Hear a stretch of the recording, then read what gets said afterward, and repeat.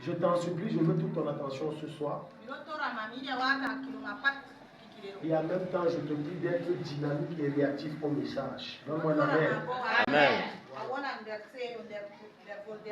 Beaucoup de choses arrivent à des chrétiens à cause de ce qu'ils portent en eux. Oui. Quand on parle d'odeur, on parle d'une émanation volatile, d'un parfum qui se fait ressentir sur une personne ou sur un lieu. Ça, c'est l'odeur spirituelle.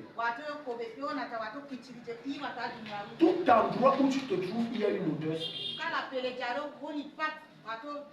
L'odeur spirituelle que tu portes définit le genre d'esprit qui te contrôle.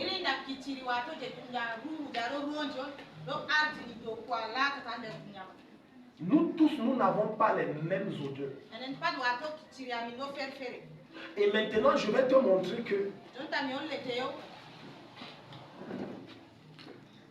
chaque individu naît avec son odeur. Oh, branchez-vous ça, Genèse chapitre 27, verset 9 à 30. Chaque personne a son odeur. C'est écœurant de savoir qu'après 20 ans de mariage, le mari ou la femme ne connaît pas l'odeur de son homme. Je ne te parle pas des parfums, ce n'est pas des parfums que je parle. Il y a une odeur corporelle que tu as, que ta femme doit être capable de dire que quand tu es dans les parages, elle ne t'a pas vu, mais elle dit que mon mari est là. Alléluia. Elle ne t'a pas vu, mais elle sait que mon mari est là. Il sait que ma femme est là. Parce que je connais son odeur. Je ne te parle pas de la sueur. Je ne te parle pas de l'odeur que ton corps dégage à cause d'un certain nombre d'efforts que tu as eu à battre. Je parle d'une odeur naturelle que Dieu t'a créée avec. Tout le monde a une odeur. Maintenant, le genre d'odeur que tu portes en toi définit le genre d'esprit qui vient à toi.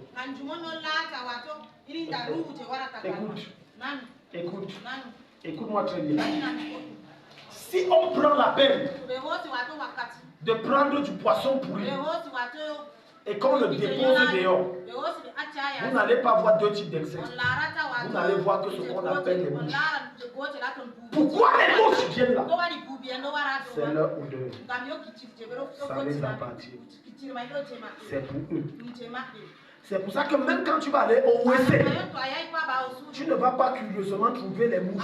C'est bizarre. Mais tu ne trouveras aucune mouche au WC. Tu ne trouveras quel type d'insecte qu'on appelle les cafards. Pourquoi les cafards sont là? C'est leur odeur. Maintenant, tu vas voir une très belle fille qui connaît bien cuisiner, qui a un bon caractère, qui est serviable, qui est aimable, qui craint Dieu, qui est remplie de l'esprit. Mais aucune de ces relations ne produisent et n'aboutissent à cause d'une chose, son odeur. L'odeur spirituelle que tu as attire certaines forces. Maintenant, je vais te démontrer que il y a des échecs et des malheurs qui te cherchent à cause de l'odeur que tu dégages. Voilà pourquoi je t'ai pris l'image de quoi? L'image des mouches, des cafards. Et je peux même te prendre l'image des bêtes féroces comme le lion, comme la panthère. Pourquoi? Est-ce que tu sais que si tu te trouves en savane ou en forêt et que tu te mets à saigner, les animaux féroces vont te suivre? Pourquoi? Ils sentent l'odeur de ton âme. La Bible déclare que le sang est dans l'âme. C'est dommage de savoir que beaucoup de chrétiens sont ignorants de ces mystères spirituels et en subissent les conséquences. Quelqu'un qui porte des bonnes odeurs, il n'y a que des bonnes choses qui vont le suivre. C'est dommage, mais c'est Seuls des ennemis et des gens qui sont jaloux de lui vont le combattre. Mais sinon, même leur combat ne marchera pas parce que sa bonne odeur va étouffer et éteindre ça. Les odeurs spirituelles. Les odeurs spirituelles. Maintenant, regarde. Beaucoup d'entre vous vont faire certaines erreurs et ils ont besoin de délivrance. Quand tu n'avais pas connu le Seigneur Jésus, on t'a amené quelque part. On t'a amené chez les voyants. Et maintenant, par l'esprit, je vais entrer dans certains mystères pour te démontrer certaines choses et certaines forces que tu transportes avec toi jusqu'aujourd'hui, malgré le fait que tu as le Saint-Esprit en toi. Quand tu es arrivé chez cette femme, chez cet homme, tu as posé ton problème ou ta mère ou ton père ou celui qui t'a amené à poser le problème. Tu vas remarquer qu'il y a une écorce précise que ce monsieur ou cette dame a prise. Elle a mis le feu à côté. Elle a posé le feu. Et ça fait la fumée. D'autres, ils prennent, ils font comme ça. Tu ne sais pas qu'on est en train de te coincer d'un esprit.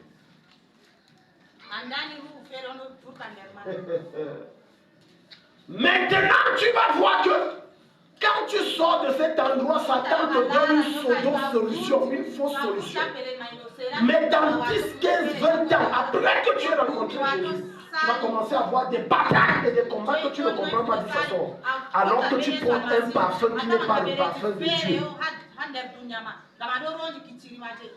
Et tout à l'heure, je vais te démontrer que Dieu a un parfum, que Dieu aime les parfums. Je veux confirmer ça. Les pasteurs qui ont sorti les théories sur les parfums sont démoniaques. Non. Tous les parfums de d'ailleurs, Satan a copié le fait du parfum là chez Dieu. Satan a copié tout. Satan n'a rien inventé. Il y a des choses qu'on prend, on crée des doctrines, c'est donner une gloire à Satan qu'il n'a pas. Il n'a pas la gloire là. Donc maintenant tu es arrivé là-bas, chez cette voyante, et on a pris la fumée, on a fait voilà, en plus des incantations.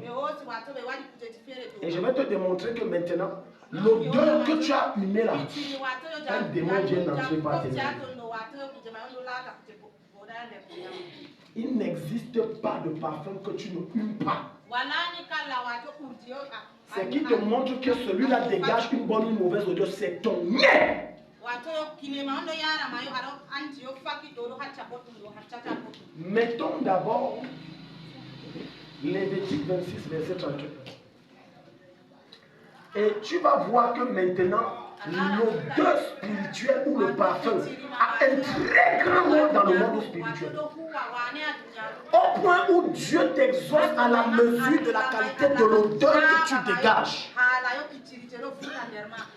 Voilà pourquoi il y a des prières et des jeûnes et des offrandes et des adorations que vous allez faire à Dieu. Dieu n'exaucera pas. Parce que ça dégage une odeur nauséabonde. Quand Dieu veut t'exaucer, il sent la qualité de l'odeur que ton offrande dégage. Ce n'est pas moi qui dis. Ce n'est pas moi. C'est Dieu lui-même. Je réduirai vos villes en désert, je ravagerai vos sanctuaires. Et je ne respirerai plus quoi? L'odeur agréable de vos parfums. Donc Dieu dit, moi, Dieu, qui est l'esprit, qui est une vapeur. J'ai des narines, je sens. Donc maintenant tu ne comprends pas, je t'explique maintenant comment ça se passe le phénomène de l'exaucement. Jusqu'à ce que tu as crié à Dieu. Et l'homme de Dieu a prié. Il y a des personnes que Dieu refuse d'exaucer et des personnes que Dieu exauce à cause de la prière que l'homme de Dieu a élevée parce que celui-ci porte en lui des odeurs qui lui sont agréables. Dieu dit, je ne respirerai plus. Deutéronome 4, verset 28. Donc, quel que soit ce que tu fais dans la maison de Dieu, Dieu hume d'abord l'odeur avant de t'exaucer, avant de te reconnaître. Maintenant, tu peux faire des gros offrandes, des gros sacrifices, mais ça ne produira rien pour toi. L'odeur de ça n'est pas bien. L'odeur de ça n'est pas bien. L'odeur de ça n'est pas bien. Il y a des personnes qui osent tenter Dieu au point d'entrer dans le temple de Baal, d'Astarté, de Nisroch, sortir de là avec des odeurs occultes et sataniques et entrer dans le temple de Dieu. Ça veut dire quoi? Des gens qui partent consulter des marabouts et reviennent chez Dieu. Tu compliques ta vie. Tu compliques ta vie. Tu troubles et tourmentes ta vie. Regarde. Deutéronome 4, verset 28. Je vais te montrer quelque chose. Parce que les gens, il y a vraiment... Et là, vous servirez des dieux, ouvrages de main d'homme, du bois et de la pierre, qui ne peuvent voir, ni entendre, ni manger, ni... Tu te tais, tu ne parles pas. Regarde. Tu sais ça? Regardez. Dieu les insulte. Il dit, regardez, vous allez chez les marabouts vers des faux dieux. Vous allez dans vos traditions vers des faux dieux. Regarde, il dit... Regarde, il dit, et là vous servirez des dieux ouvrages de vos mains, des mains d'hommes, du bois et de la pierre, qui ne peuvent ni voir, ni entendre, ni manger, ni sentir. Autrement dit, un vrai Dieu, qui est Jésus-Christ, doit faire quoi? Il doit voir, il doit entendre, il doit manger, et il doit sentir. Amen. Le peuple c'est... Touche ton voisin, dit ne dors pas. Et quand on dit Dieu mange bien comme toi. Touche ton voisin, dis-lui Dieu mange. Et quand on sera au ciel, on va manger. Les gens ne connaissent une église par leur vie. On n'a pas le temps. Si j'entre cette parenthèse, ça va encore nous lâcher. Sentir. Donc Dieu sent tes prières. Dieu sent ce que tu fais dans la maison de Dieu.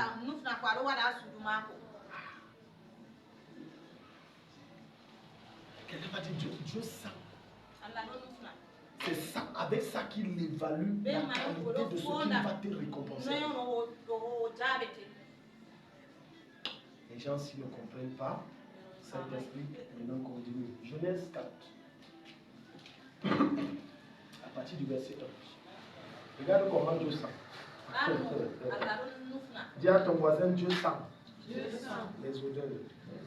Voilà pourquoi tout le monde n'a pas accès à sa présence.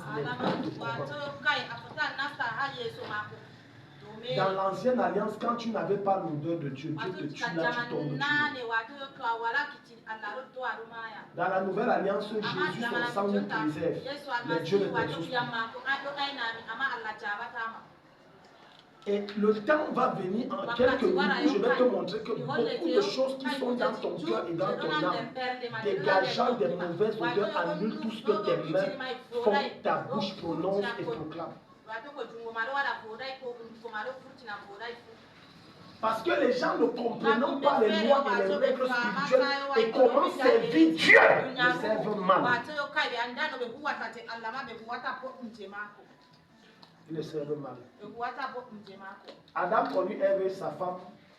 Elle conçut, enfanta Caïn et elle dit, j'ai formé un homme avec l'aide de l'Éternel. Elle enfanta encore son frère Abel. Abel fut berger et Caïn fut laboureur. Au bout de quelque temps, Caïn fit à l'Éternel une offrande des fruits de la terre. Abel, de son côté, en fit une des premières-nés de son troupeau et de leur graisse. L'Éternel porta un regard favorable sur Abel et sur son offrande.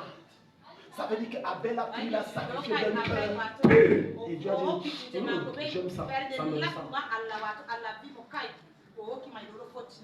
Tout ce que tu fais pour Dieu à contre cœur dégage une odeur nauséabonde.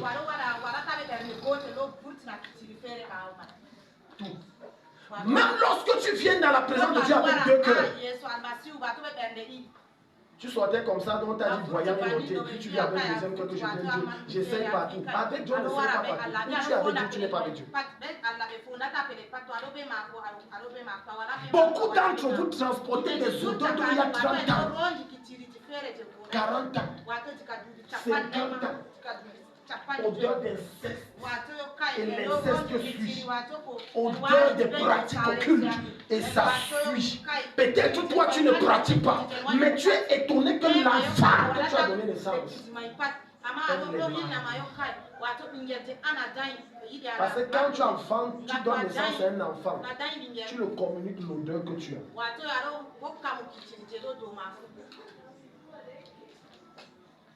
Maintenant, c'est dangereux pour toi de ne pas maîtriser le genre d'odeur que tu as. Beaucoup de choses sont bloquées parce que vous avez des odeurs de blocage. Des odeurs qui n'attirent que les esprits de blocage. Je t'en supplie pendant les 3 jours. L'enseignement, si c'est plus que n'importe quoi qu'on va faire. Je dis ça dépasse n'importe quoi. Regarde, comme dit ceci. L'Éternel portait un regard favorable sur Abel et sur son offrande. Mais il ne portait pas un regard favorable sur Caïn et sur son offrande.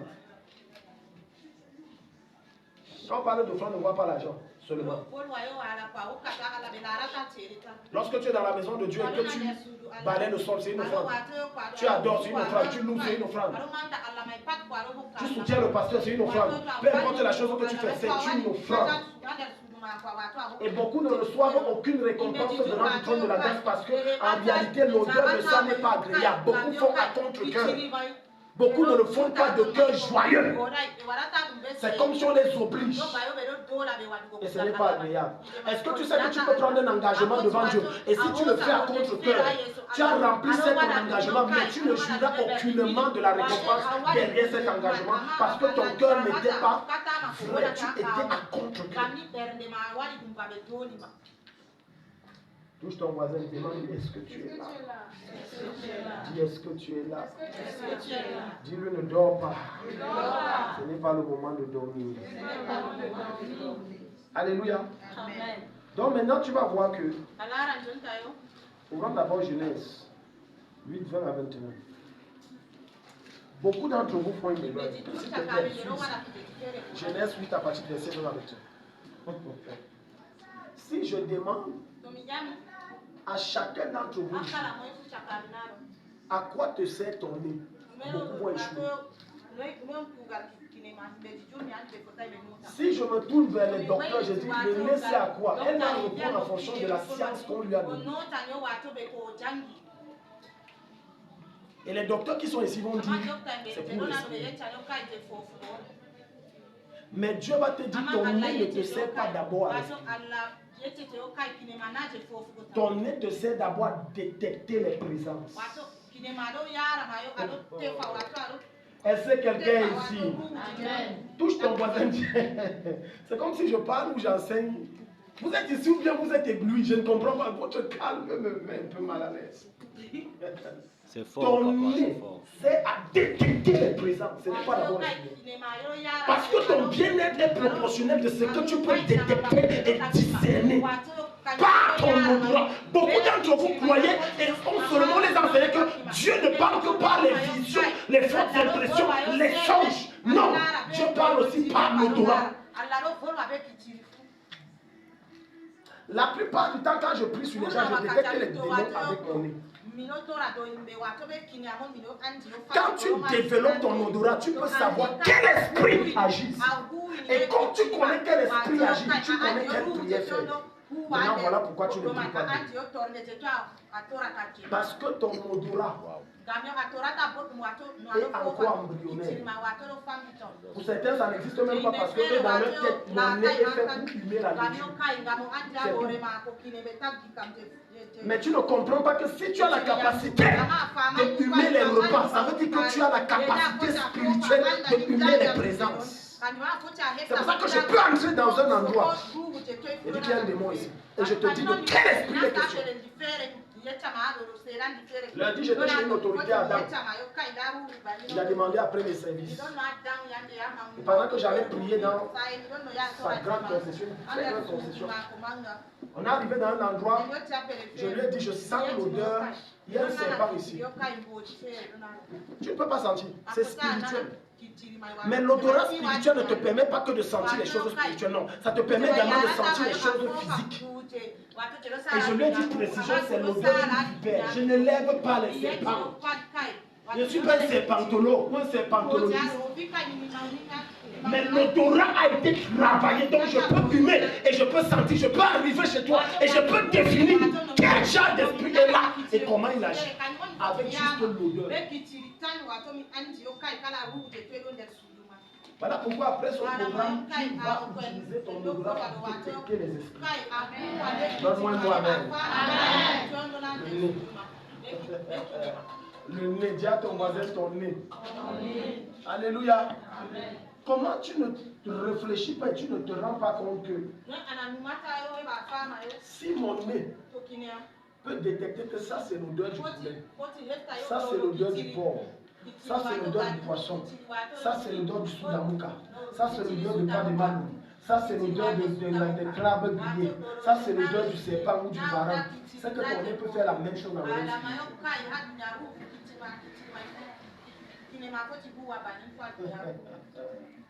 Alléluia. Ça c'est notre enseignement. Les gens parlent seulement, j'ai une vision. Mais pourquoi si Dieu peut te parler par tes yeux, il ne peut pas te parler par tes yeux? Pourquoi si Dieu peut s'adresser à toi par tes oreilles? Au point certains disent, j'entends le Seigneur me dire. Et tu ne peux pas dire, je sens qu'il y a la présence d'un ange ici. Des fois ça arrive ici, je vous dis, les anges sont là, je ne les vois pas. Mais je sens leur présence. Et je sais qu'ils sont là. Et de la même façon, quand il y a des démons, je sais qu'il y a des démons. C'est pour ça que je peux détecter un sorcier sans avoir aucune vision. Par l'esprit, je détecte un sorcier, l'odeur qu'il dégage. Toi, si tu es compliqué, l'odeur qu'il dégage. Parce que l'odeur qu'un enfant de Dieu authentique, un disciple réel de Jésus dégage, n'est pas la même odeur qu'un sorcier ou un sataniste ou un mondain dégage. Écoute, regarde, est-ce que tu sais que tu peux, quand tu travailles ton odorat spirituel, détecter avec ton odorat spirituel le genre de vie que telle personne est, sans que Dieu ne t'ait parlé par l'oreille et sans que tu n'aies une vision. Et tu lui dis, c'est comme ça, c'est comme ça, c'est comme ça. Ton odeur, ton nez, ton nez, ton nez. Les gens limitaient Dieu aux visions, les yeux. À lui, j'entends. Mais très peu, on peut mettre Dieu dans un canevas où Dieu peut me donner la capacité que je sens. Regarde, verset 20 à 21. Genèse 8, verset 20 à 21, regarde. Touche ton voisin, dis, est-ce que le message passe? C'est fort ou bien c'est digérable? Ton voisin a dit quoi? Alléluia. J'aime ça. Noé bâtit un hôtel à l'Éternel, il prit de toutes les bêtes. De toutes les bêtes? De toutes les bêtes? Non. Yaman, Ogabraya. Malegrento Zubruya. Les gens ne voient pas ce que je vois. Noé bâtit un hôtel à l'Éternel, il prit de toutes les bêtes pures.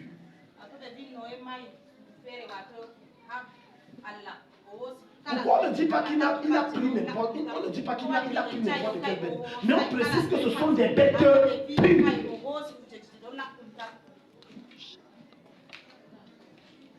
On ne dit pas ici que non, il a pris le rat, il a pris la souris, il a pris les hérissons, ou bien alors le porc épic, que tu aimes beaucoup. Mais on dit il a pris des bêtes pures. Parce qu'il sait que le Dieu que je sers là, l'offrande là, la prière là, l'adoration là, si dans l'autel de mon cœur, il y a des choses impures, ça ne passe pas. Continuons.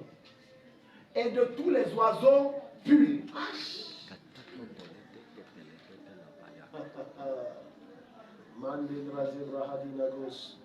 Bêtes pures, oiseaux purs. Parce que dans votre tête, Dieu c'est le Dieu des déchets. Est-ce que tu sais que tu peux entrer dans la présence de Dieu? Avec une bonne odeur, tu reçois avec une très mauvaise odeur. Parce que la chose que tu viens présenter à Dieu là n'est pas sincère, n'est pas pure, n'est pas vraie. Et Dieu te donne une mauvaise odeur. C'est ce qui s'est passé avec Caïn. Dieu a mis marque, il est entré dans la présence de Dieu. Il est ressorti là-bas très impur, avec l'odeur du rejet.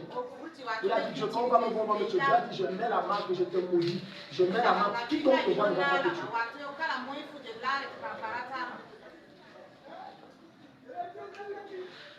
Et il offrit des holocaustes sur l'autel. L'Éternel sentit une odeur, pas une odeur agréable. Alléluia. Amen. Voilà. Je te pose la question. Quand tu dors,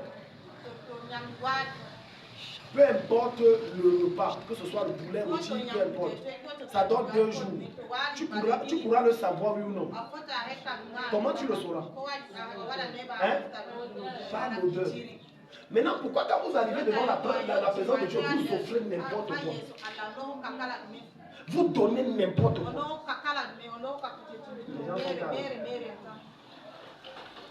Oh, pour certains prennent des pièces effacées, ils donnent à Dieu. C'est quelle odeur?